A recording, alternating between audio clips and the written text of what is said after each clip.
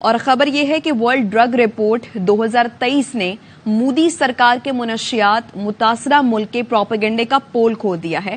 لائق الرحمان آگاہ کریں گے اس متعلق، بتائیے لائق۔ جی، ورلڈ ڈرگ رپورٹ 2023 میں یہ ثابت ہوا ہے کہ منشیات اسمگلنگ اور افیون کے استعمال کی سب سے بڑی ایشیائی مارکیٹ بھارت ہے۔ 5 کروڑ سے زائد ہندوستانی نشے کا شکار ہیں، اور یہ کہنا ہے بھارتی نارکوٹکس کنٹرول بورڈ کا، جبکہ 1 کروڑ 10 لاکھ ہندوستانی صرف افیون کے نشے کا شکار ہیں۔ جنوبی ایشیا کے 90% اور دنیا کی 34% افیون کے عادی افراد ہندوستان میں موجود ہیں، جن میں کم عمر بچے بھی شامل ہیں۔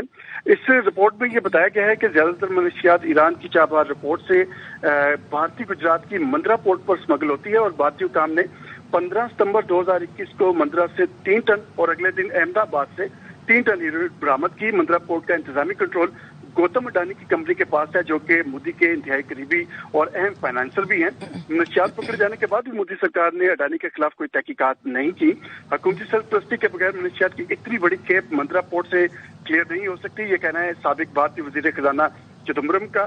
اور رپورٹ کی طرف سے یہ بھی بتایا گیا ہے کہ ریاست لدھیانہ سے تعلق رکھنے والے اکشے چابڑا اور سندیپ سنگھ عالمی سطح کے ڈرگ لارڈ ہیں، جس کے حوالے سے مختلف سطح پر تحقیقات بھی کی گئی ہیں۔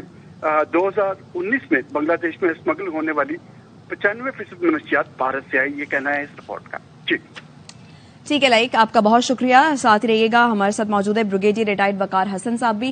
وقار صاحب، بھارت میں منشیات کا بڑا کاروبار ہو رہا ہے، بڑا دھندا ہو رہا ہے، وہاں پر رقم مختلف فنڈنگ کے لیے استعمال ہو رہی ہے، اور پروپیگنڈے کا پول بھی کھلا ہے، اور سب سے امپورٹنٹ بات یہ کہ مودی کے جو کار خاص ہے گوتم اڈانی، وہ بھی اس میں ملوث نکلے۔ کیا کامنٹ کریں گے سر؟ جی، I think this is very very important report, اور یہ ہر سال ویسے کرتی ہے UNODC جو ہے، بیسیکلی ڈرگ کو کنٹرول کرتی ہے۔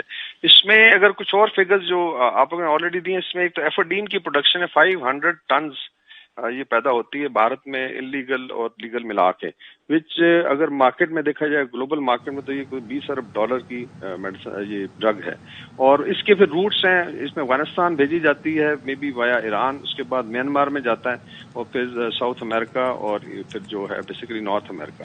سو آئی وڈ سے کہ جو اڈانی ہے، جس کے پاس کافی ساری پورٹس ہیں، اور اس میں نوٹیبل پورٹ جو ہے مندرا پورٹ ہے، بہت بڑی پورٹ ہے ان کے ویسٹرن سی بورڈ پہ، وہاں اس کے پاس چارج ہے، اور وہ مودی کا بینک رولر بھی ہے، اس کی الیکشن کیمپینز کو سپورٹ کرتا ہے، is one of the richest person, اور موسٹ پروبلی یہ سارا اس میں آئی تھنک ڈرگ منی کا بھی کافی اس میں آئی وڈ سے کہ یوز ہے کہ اڈانی صاحب کتنی بڑی امپائر کھڑی ہوئی ہے۔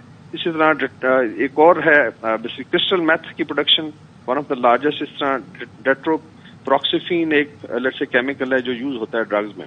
پھر آ جاتا ہے کہ ود ان انڈیا کتنا بڑا ایشو ہے۔ ابھی اس کا مینشن ہوا 5 کروڑ لوگ ایڈکٹڈ ہیں افیون سے، اور انڈر 10 جو بچے ہیں اس میں بھی دنیا میں سب سے بڑی تعداد بھارت میں ہے۔ سو I think this is important کہ ایک تو اس چیز کو ہائی لائٹ کیا جائے، اور جو انٹرنیشنل فورمز ہیں ڈرگ کنٹرول کے، they should take action, because drugs جو بھارت سے نکل رہی ہیں وہ افیکٹ کر رہی ہیں generations of people all across the world. اور پھر اس کے علاوہ ایک 2020 میں سشانت سنگھ راجپوت ایک بڑا ایکٹر تھا بالی ووڈ کا، ہی ڈائڈ، اور وہ ڈرگ اوور ڈوز کی وجہ سے تھا۔ پھر اس کے بعد پتہ چلا کہ Bollywood itself has become a hub of narco use and narco smuggling. So I think all told Bharat کا یہ جو بھیانک چہرہ ہے یہ سامنے آیا ہے، اور اس پہ ڈیٹیل میں بات چیت ہونی چاہیے۔ بہت شکریہ آپ کا وقار حسن صاحب۔